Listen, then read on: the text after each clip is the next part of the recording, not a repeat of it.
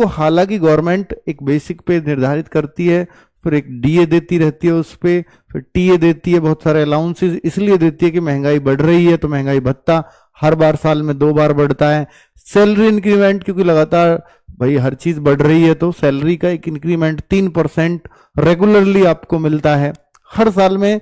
तो भाई 3% वो 2% आपका डीए 2 बार बढ़ रहा है, 3 2 5 तो 7% का हाइक आपकी सैलरी में लगभग हर साल आ रहा होता है केंद्रीय कर्मचारियों की सैलरी में। ठीक है, तो अभी अगर हम देखें तो ये जो पे कमीशन है वो 7% को पार करके आता है। हालांकि ये 2% डीए अब है, पहले कभी कभी ये 10% भी बढ़ा है, ऐसी बात नहीं है, पर उस टाइम सैलरी बड़ी कम हुआ करती थी, बेसिक बहुत कम हुआ करती थी। जब से 7th पे कमीशन लगा तो बेसिक में एक बड़ा हाइक दिया गया और तब से 2% 3% बड़ी बात है। ठीक है, तो अभी 2% डीए चल रहा होता है और आगे डीए रहेगा नहीं रहेगा वो आगे 8th पे कमीशन इस बात को डिसाइड करेगा। ये पे कमीशन इस चीज को भी डिसाइड करता है कि कौन सी जॉब किस लेवल की रहती है, लेवल 1 लेवल 2।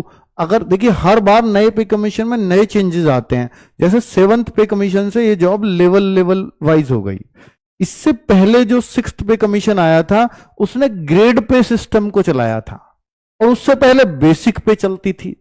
अगर आपसे मैं बोलूं कि 2006 से पहले ये इक्विवेलेंट भी करता है कि भाई ये जॉब इसके इक्विवेलेंट रहेगी।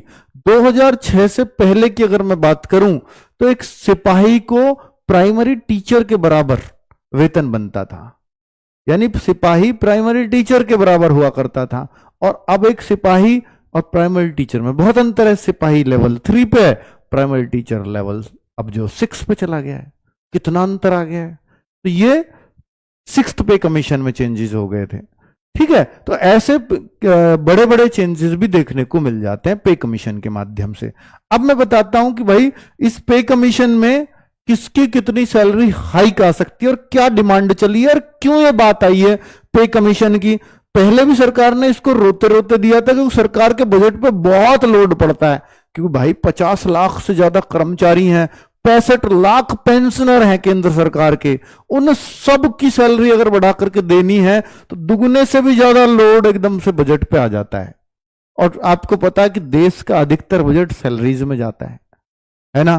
तो कुल मिलाकर के सरकार चाहती है यार ना बढ़ाने पड़े, पर भाई केंद्रीय कर्मचारी है, वो जैसी बढ़ती हुई महंगाई है तो उसको भी चाहिए कुछ ना कुछ। और सरकारी नौकरियों का क्रेज क्या अब बहुत ज्यादा हो जाएगा? हाँ हो सकता है, अभी मैं आपको दिखाऊंगा क्यों हो जाएगा। ठीक है, अभी पहले से ही बहुत था, अब और ज्यादा हो जाएगा। 7th पे कमीशन ने ही बहुत बड़े बड़े हाइक दिए थे, 8th पे कमीशन और क्या कर देगा। और डिमांड्स क्या चल रही हैं यूनियनों की वो भी मैं बताऊंगा कि चर्चा में क्यों है। पहली बात तो पहले ऐसे लग रहा था कि जो गवर्नमेंट है बीजेपी गवर्नमेंट, ये केंद्र सरकारी के हितैषी कम मानी जाती है और केंद्र सरकार के सर ये स्टेट गवर्नमेंट के हैं, ये क्यों देख रहे होते हैं यूपी गवर्नमेंट के कर्मचारी बड़े खुश क्यों हो रहे होते हैं केंद्र सरकार का आ गया, केंद्र सरकार का आ गया।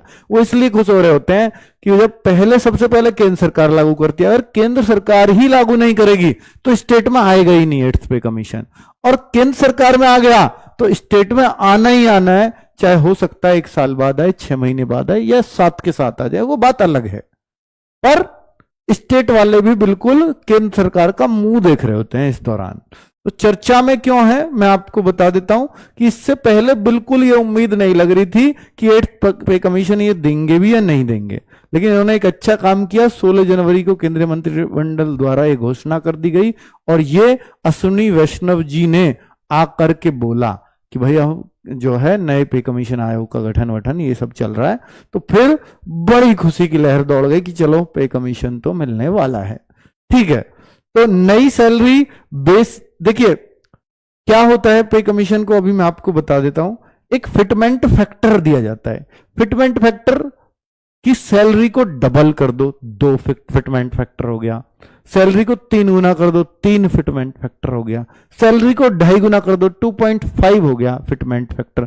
यानी जो अब बेसिक है उसको उतने से गुणा कर देना, ये आपकी नई सैलरी बन जाती है।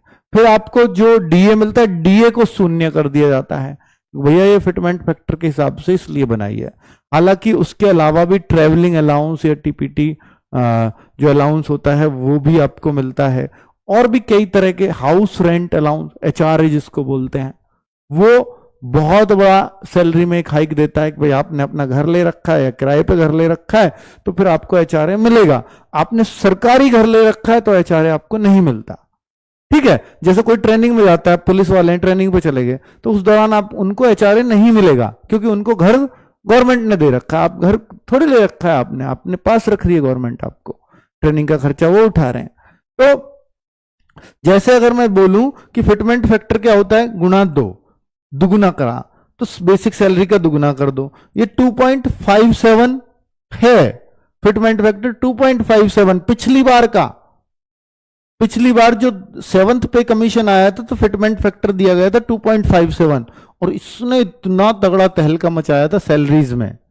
सैलरीज में कैसे कि सैलरी 2.5 गुना हो गई, हाँ हो गई थी बेसिक सैलरी। ठीक है, जैसे अगर मैं देखूं 7,000 थी सबसे पहले, अगर मैं देखूंगा, अगर आप उससे पहले जाओ कांस्टेबल की 8400 रुपए बेसिक होती थी, आज उनकी 21,700 है। ठीक है, तो ये इसी पे कमीशन से हुआ है। कब से? 2018 से लागू हुआ, 2016 से होना था, लेकिन सरकार जो है कम देना पड़े, वैसे तो एरियल कहते हैं इसको, कि जब से लागू होना चाहिए था तब से ही देना चाहिए, तो उस 2 साल का जो आप सरकार ने लेट दिया उसका एरियर देना चाहिए, पर सरकार ने ऐसा नहीं दिया था। 2018 में इसको लागू किया, 16 की बात थी जबकि, उन 2 सालों का कुछ नहीं दिया सरकार ने और 18 से फिर शुरू कर दिया था देना। ठीक है, तो 7,000 की जो बेसिक बनती थी, हालांकि इस पर डीए 100% से भी ज्यादा चला गया था, वो अलग बात है, पर 7,000 गुना 2.57 इसको जब किया गया तो ये 18,000 बनी। तो ऐसे लेवल 1 की बेसिक सैलरी डिसाइड हुई और ऐसे ही सभी जो लेवल 2 या लेवल 3 या इससे ऊपर की थी उनमें 2.57 की गुणा कर करके सबको ऐसे बना दिया गया था। ठीक है, तो ये 10, अब मैं आगे और बताऊं। 8वां वेतन आयोग जिसकी बात चल रही है, 1 जनवरी 2026 से लागू होगा।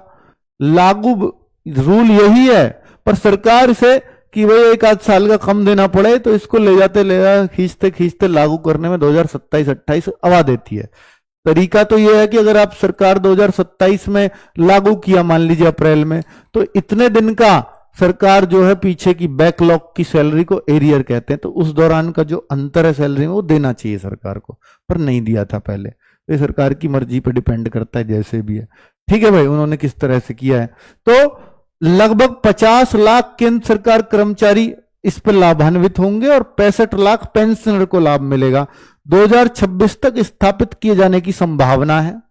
लागू होना ही चाहिए 1 जनवरी 2026 से, पर वो नहीं हो पाता। स्थापना बताते बताते 2027 भी ले आएंगे और फिर 28 से हो सकता है लागू करें, क्योंकि 2018 में लागू किया है, तो इस वजह से मैं कह रहा हूं। 7वें वेतन आयोग में कर्मचारी संघों ने इतने फिटमेंट फैक्टर की मांग की थी, लेकिन इन्होंने दिया कितना? 2.57। मांगा था 3.5 गुना से ज्यादा करो सैलरी, लेकिन इतना दे दिया था। इस बार डिमांड कितनी है? अब भी 3+ की डिमांड है। तो भाई अगर 3 से ज्यादा की डिमांड है तो सर क्या 2.5 दे देंगे? नहीं लगता चांस। कितना देने का चांस लगता है वो भी बताऊंगा अभी। ठीक है, देखिए ऐसे ऐसे बन रहा, जो चांस बन रहे हैं, क्या है फिटमेंट फैक्टर और कितना असर पड़ेगा, तो ये फिटमेंट फैक्टर मैं आपको समझा चुका हूं, अब यहां मुझे समझाने की जरूरत नहीं है, क्योंकि इससे सबसे न्यूनतम सैलरी से न्यूनतम बेसिक से ही ये कैलकुलेट किया जाता है। अगर पिछली बार जितना दे दें तो 46,280, और कोई बताता है इस बार तो इतना मिलेगा, तो भाई इतना मिल जाए तो इसकी सैलरी 51,480 बेसिक बन जाएगी। फिर इस पे टीपीटी अलाउंस जोड़ो, फिर इस पे कहीं 8, 16, 24% एचआरए, इसका 24% जोड़ दिया एचआरए, सैलरी कहां पहुंचेगी? सोचिए, लेवल 1 की जॉब की 70,000 पार कर जाएगी इस हिसाब से तो।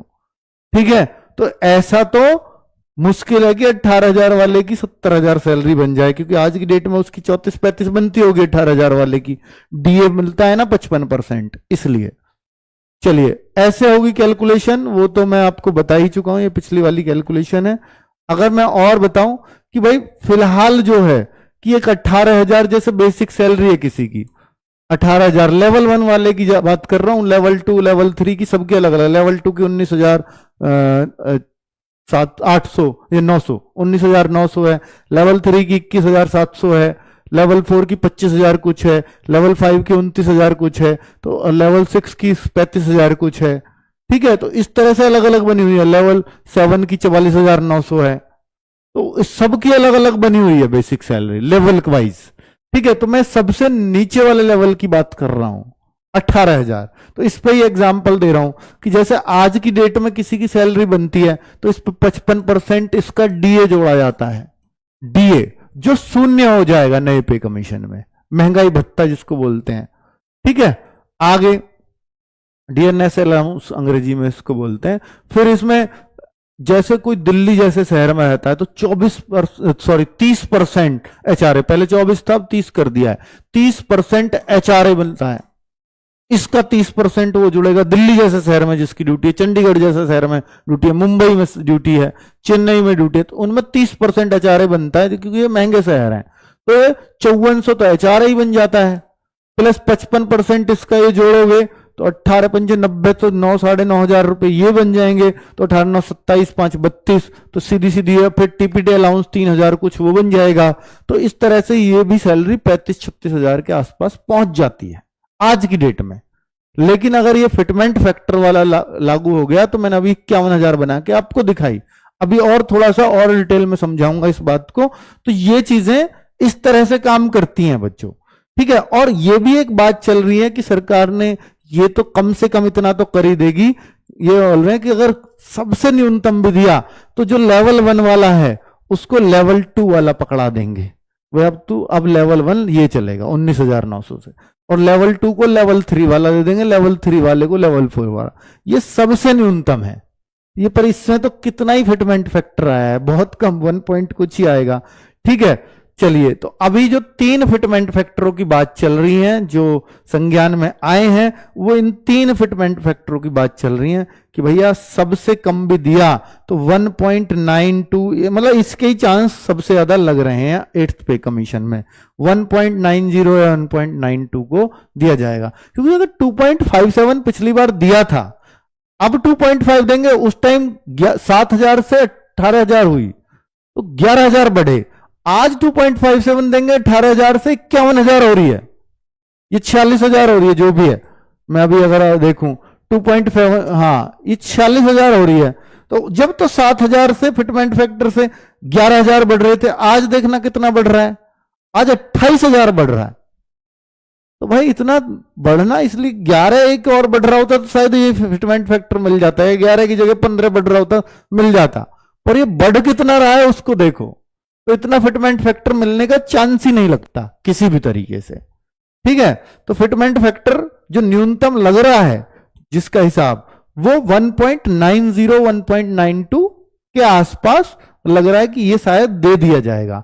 तो आगे की कैलकुलेशन अगर मैं 1.92 से करके दिखाऊं 18,000 की, तो आपको और अच्छे से समझ में आएगा कि वर्तमान स्थिति जो 18,000 बेसिक पे ले रहा है, यानी लेवल 1 की जॉब, इसके 18,000 बेसिक है, 55% इसको डीए मिलता है। आज की डेट में बढ़ के 2% बढ़ के ये 55 हो गया पिछले 10 सालों में। ठीक है, अब अगर देखें क्योंकि साल में 2 बार बढ़ता है, तो टीए 3,060। ठीक है, अब बेसिक ये हो गया। ठीक है, बेसिक पे का ये जो है कुछ उस हिसाब से बनता है ये, और बेसिक पे अगर थोड़ी किसी की ज्यादा है तो ये थोड़ा और ज्यादा, और वो भी ये सिटी वाइज बनता है, ये भी है ना। एचआरए भी सिटी वाइज होता है, मैंने अभी जैसे बताया दिल्ली जैसे शहर में 30% मिलता है, पर कहीं 20% भी है। तो दिल्ली में अगर इसकी सैलरी देखूं तो 36,360 रुपए बनेगी आज की डेट में, किसकी, जो सबसे लोएस्ट कर्मचारी है दिल्ली जैसे शहर में, ये इतने रुपए कमा रहा होगा सरकारी नौकरी में। अब क्या इसको इतने पूरे मिल जाते हैं? नहीं, इसके बेसिक का जो 10-12% जो गवर्नमेंट की कटत में जाएगा वो जाएगा ही 12%। ठीक है, वो कटेगा थोड़ा बहुत, थोड़ा मोड़ा। इनकम टैक्स तो इसका बनेगा ही नहीं, क्योंकि अब तो आपको पता है कितने तक इनकम टैक्स फ्री हो गया है, तो इनकम टैक्स तो बनेगा नहीं, तो वो तो कटता नहीं। तो इनका फिर और थोड़ा सीजीएस अगर फैसिलिटी है तो वो कट जाएंगे 600-650 रुपए। ठीक है, और अगर बात करूं कि भाई एक बीमा का होता है 30-35 रुपए, वो कटते हैं, बस इतना ही कटत है। तो अगर देखूंगा सारे मिला के तो फिर भी इसको 34,000 रुपए के आसपास हाथ में आ जाएंगे, 33-34 हजार रुपए। और वो भी उसके फ्यूचर के लिए ही कट रहा है, जो कट रहा होता है, ऐसा नहीं है कि वो उसका पैसा नहीं है, उस पर भी उसी का अधिकार है। अब 8th पे कमीशन की मैं बात करता हूं कि अब नई सैलरी क्या बन जाएगी अगर इन्होंने न्यूनतम, हालांकि जो यूनियन की मांग है तो एनसीसीएफ शायद कुछ ऐसा नाम है जिसपे ये मांग रखी जाती है, सरकार के लोग भी होते हैं उसमें और यूनियन के लोग भी होते हैं, और उनसे उन्होंने जो मांगे दी हैं उन सब पे विचार करने के लिए उन्होंने आश्वासन दिया है कि हाँ भाई हम इनसे विचार करके अपना एक डिसीजन लेकर के आपको बता देंगे। तो ये उम्मीद चल रही है कि इतना तो कम से कम दिया ही जाएगा। तो उस पर कैलकुलेशन किया मैंने कि 18,000 से अगर इतने की दे दें तो उसकी सैलरी क्या बनेगी, तो 34,560 तो बेसिक हो जाएगा, 3,060 ये पिछली बार था और ये भी रिवाइज होगा, जाहिर सी बात है इसमें भी प्लस होगा कुछ ना कुछ, ठीक है। टीपीटी अलाउंस तो बनेगा ही, टीए तो बनेगा ही, ठीक है। टीपीटी बोलते हैं इसको, ट्रांसपोर्ट अलाउंस, ठीक है, टीपीटी है। और XY बेसिक जो भी है मतलब उसके हिसाब से रहता है थोड़ा से। दूसरा 24% एचआरए जो बनेगा, जब इतनी बड़ी सैलरी होगी तो फिर 8, 16, 24 के स्लैब फिर से आएंगे, तो दिल्ली जैसे में 24% मिलेगा, फिर मैक्सिमम 24 पे ही जाएगा। और इसको ये कम ज्यादा कर सकते हैं, वो उनकी मर्जी है, ठीक है। तो अगर ये 24% बना तो 11,750, तो एक सैलरी बनेगी जो 36,000 थी वो 49,370। तो ऐसा ना कोई सोचे कि मेरी दुगुनी हो जाएगी, मेरी 3 गुनी हो जाएगी, फर्क भी पड़ा तो इतना ही पड़ेगा, इससे ज्यादा नहीं पड़ने वाला, ठीक है। और इस हिसाब से आप ना कैलकुलेट बाकी भी कर सकते हो। अगर थोड़ा बहुत और पड़ा, अगर ये 50 से ऊपर जाती है तो वो यहां से यहाँ टीपीटी अलाउंस का कुछ पड़ जाएगा, फिर तो सर सही है, 50,000 पार हो रही है एक लेवल 1 के कर्मचारी की। अगर तो लेवल 2 और अच्छा जाएगा, लेवल 3 जो एक सिपाही होता है वो तो 70,000 पार कर जाएगा। जी हाँ बिल्कुल कर जाएगा। स्टेटों में थोड़ी सी और कम बनती है क्योंकि एचआरए जो इतना बन नहीं सकता, और ये एक बड़ा फैक्टर है सैलरी बढ़ाने का, क्योंकि एचआरए स्टेटों में, मान लो यूपी स्टेट की बात करूं तो भाई यहाँ सबसे जो हाईटेक सिटी है जो नोएडा है वो भी वाई ग्रेड में ही आएगा, जो लखनऊ है वो भी उसमें ही आएगा, तो वो बीच वाले में आएगा 16% में, 24 में वो भी नहीं आएगा, ठीक है। तो थोड़ी सी स्टेट में कम ही बनती है, और जो बिल्कुल 3rd क्लास सिटी है उनमें 8% बनता है बेसिक का। पर ये बेसिक बढ़ने से बहुत फर्क पड़ जाता है ना, बेसिक पे ही सारी कैलकुलेट होती हैं सारी चीजें। तो अभी आपको चीजें समझ में आ गई हैं, तो ये कैलकुलेशन और करके दिखाइए इसको भी, किस किस तरह से ये बढ़ता है, क्या किस किस का होता है, वो सारा कैलकुलेशन करके आपको बता दिया गया है। चलो भाई अभी मैं और दिखाऊं कि नई